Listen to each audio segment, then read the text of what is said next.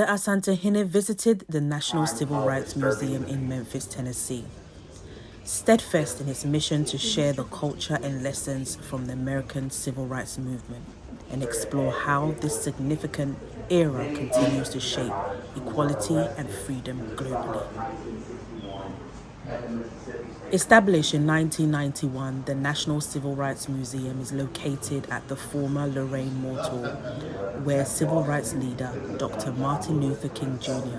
was assassinated on April the 4th, 1968. Through the interactive exhibitions, historic collections, and dynamic speakers, which sparks the modern civil rights movement.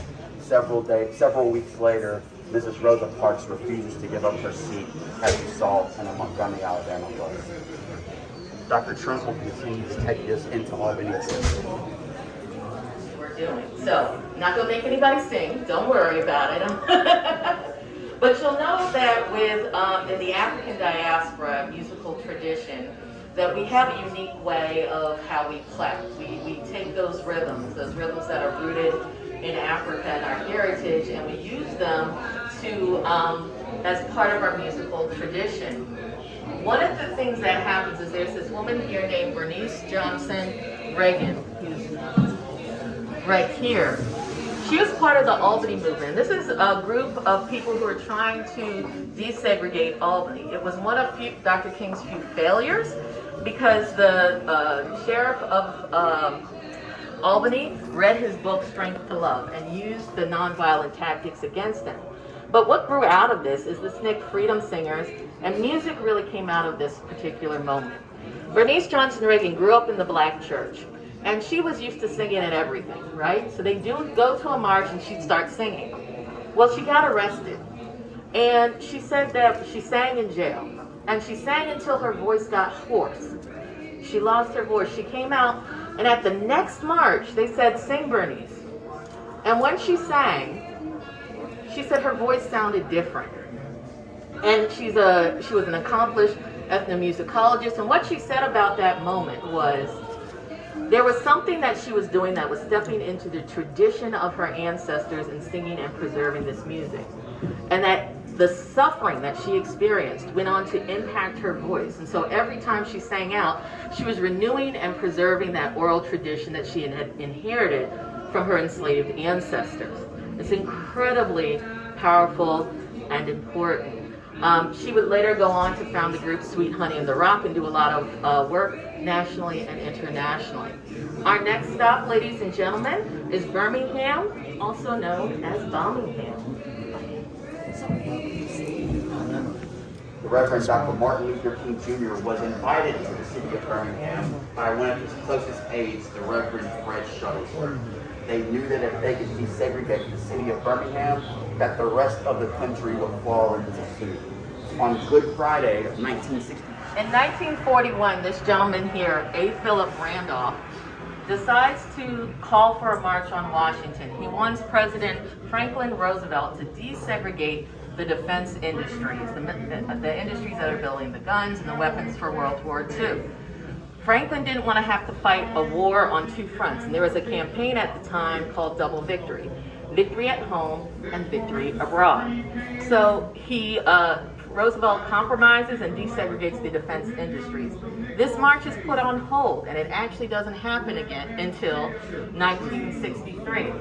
Now, most people know this march as being the march that Dr. King delivers his I Have a Dream speech, but in reality, it is about jobs and freedom.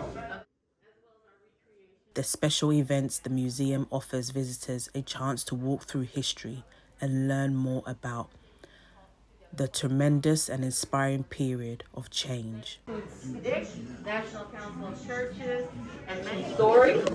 What we want, land, bread, justice, and peace. What we want, full employment for our people. These were the demands articulated by the Black Panther Party. The Asantehene stood where Martin Luther King was shot. It was such an incredible moment of history.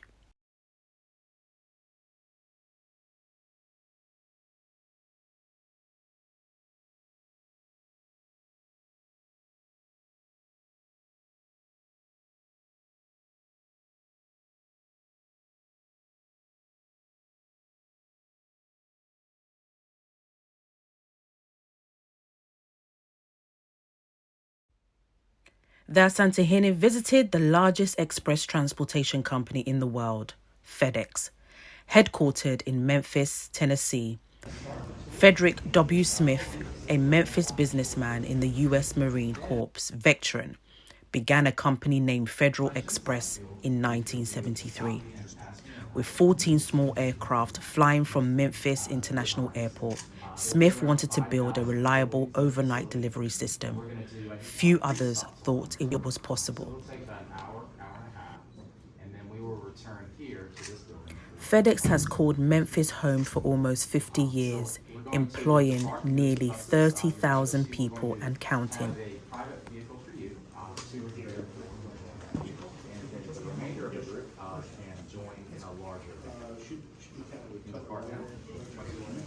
FedEx operates almost 400 flights per day and handles more than 180,000 packages and 240,000 documents per hour.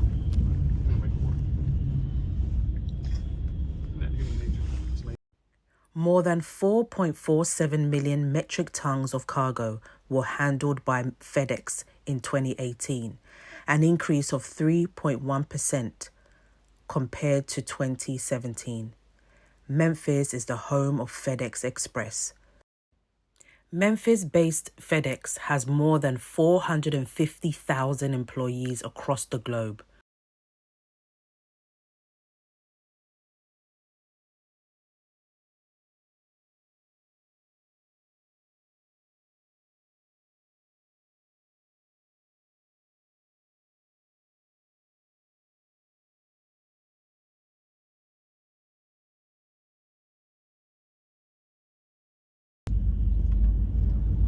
In 2021, FedEx recorded a revenue of $22.6 billion.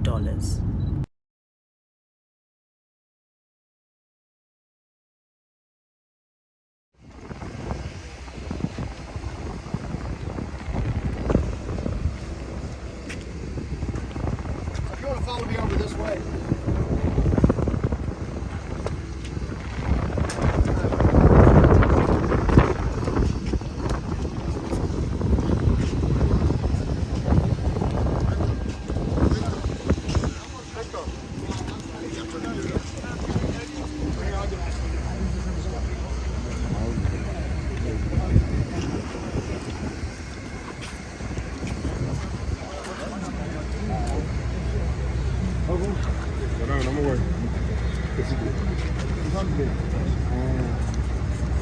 Pretty big engine.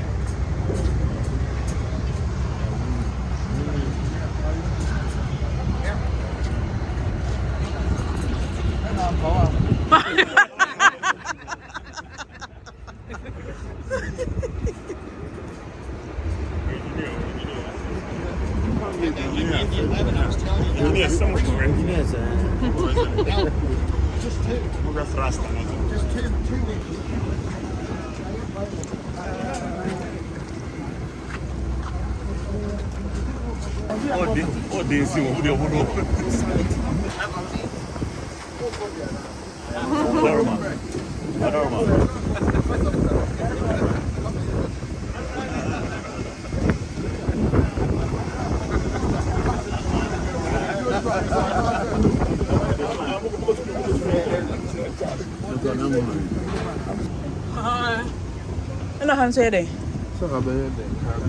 Cargo no.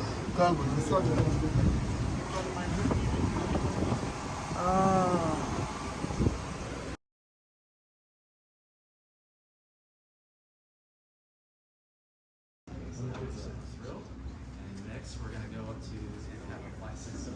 All right. Well, I'm going to read it. It was a pleasure to meet the Vice President of FedEx in Memphis.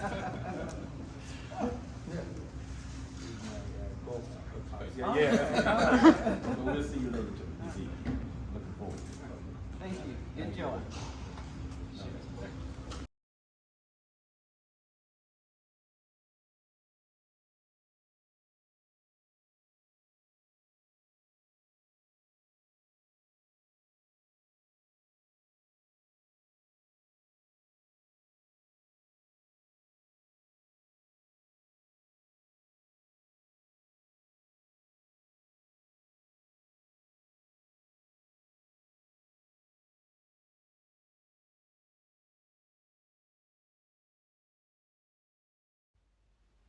The visit to FedEx was an eye-opener and to explore more opportunities with FedEx in Ghana.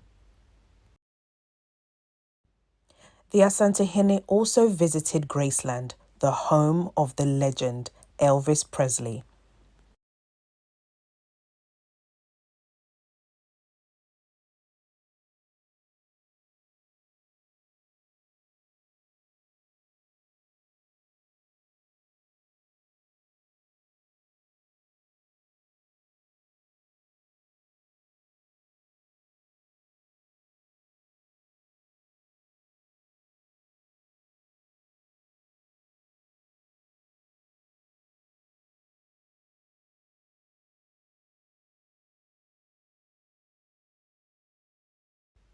Elvis Presley died at Graceland on October the 16th, 1977.